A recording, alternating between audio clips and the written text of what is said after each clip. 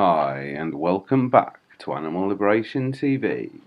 So we're going to crack on with some more in this Huddersfield Four, the storybook Tale of a Trial, which was about 4 people from Huddersfield who were on a conspiracy trial back in 1991 and 92. So I'm just going to read these 2 pages out here about because last time we did about how they were arrested, so I'm going to do these page about the Magistrates Court and then a bit about the development of the charges and arson there, just these 2 pages. So the first thing is I'm just going to read these bits of grey they put, which is like a sort of anarchist sort of commentary in these boxes they put. This one here says, bail, like remand, is imposed to reflect the true nature of the British legal system, guilty until proven guilty. It is in itself a punishment, especially conditions of curfew, signing on, and non-communication. Used to demoralise and isolate defendants, it is a weapon of the prosecution, due to the resulting difficulties in creating a defence. When awaiting trial for a year or more, even prison can seem like a realistic idea, given the frustrations, boredom, and limbo bail creates. Yeah, well, I used to meet up with the defendants in this case during when we were on bail, they were on bail as well, and we were all under curfew and all these other things. I was on under house arrest for 2 years, 3 months, so that I could not agree more with the sentiments of that paragraph just there. And this other paragraph here says,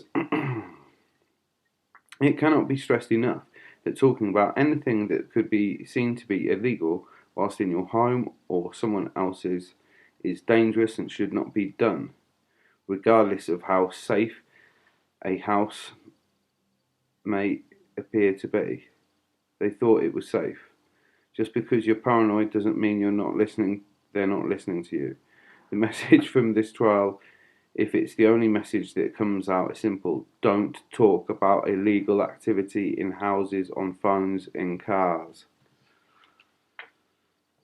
Yeah, and relating to the bug they had in our house in Manchester for 6 months, mine and Terry's flat and Lou's flat. I'm going to tell you some interesting stories about that in Badger Stories.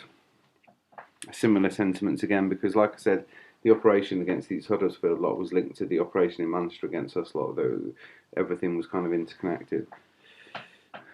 Let's see. 4 remanded. 4 students appeared before Huddersfield magistrates yesterday charged with taking part in an alleged animal rights raid on a poultry farm. The 4, 3 men and a woman, were charged with breaking into Rafiq's poultry farm, Dover Lane, Holmfirth, in the early hours of Thursday, equipped with petrol, brake fluid and cigarette lighters and wearing ski masks, gloves and camouflage clothing. They were also charged with burglary, with intent to steal and with intent to commit criminal damage. Arrested. Mr. Patrick Healy said the 4 all students at Huddersfield Polytechnic had been arrested at the scene. They were Helen Denise Booth, 23, of Britannia Road, Millsbridge, Gavin Robertson, 23, of Lower Gate Paddock, and Darrell Frank Kavanagh and Richard Anderson, both 20, of High Lane, Hall Bower. Mr. Healy said police wanted to question them further about a number of attacks on meat producing firms across the north over the past few months. The Animal Liberation Front has claimed responsibility for many of these attacks. Mr. Alan Bridges, solicitor for all 4, unsuccessfully applied for bail. He told the court that none of them was a member of the organisation. They were remanded in custody for 7 days. Poor sods. Same thing happens with me again. I was remanded initially for 7 days at first. It's a real sinking feeling when you hear that you're going to prison for the first time. It's like, ooh. Again, I'm going to cover that in Badger Stories, don't forget. So, Huddersfield Magistrates Court. On Friday, 24th of August, the 4 were collectively charged with 4 counts: burglary and the intention of committing criminal damage, burglary with the intention to steal, going equipped for burglary, and possessing items for use in criminal damage. At the sitting of Huddersfield Magistrates, the prosecution alleged that the investigation was still ongoing and that the defendants were members of the ALF and that they were dangerous. The magistrates remanded the four in custody for 7 days. Ooh, painful. On their next appearance, an excellent application by the defence solicitor Alan Bridger granted the four bail, which is pretty amazing. However, bail awaiting trial comes with conditions. To get bail, the defendants had to present a bargain for the magistrates, a deal which would show that they were going to be good boys and girls till their trial. That bargain involved 3 of the defendants being given conditions of residence away from Huddersfield and a ban on entering Huddersfield, exiled from home and friends, basically.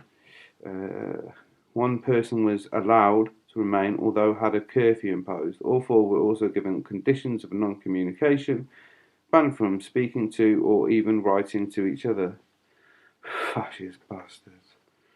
During the course of the next 4 months, numerous magistrate court appearances had eased the bail conditions so that 3 of the defendants were able to reside in Huddersfield and had the non-communication lifted, though at the expense of a 7 p.m. to 7 a.m. curfew. Also during this period, further charges of conspiracy to commit criminal damage and conspiracy to trespass with intent to steal were issued. However, at the beginning of 1992, the prosecution revealed the true nature of the case against the four by releasing evidence in the form of taped recorded conversations from the home of 2 of the defendants.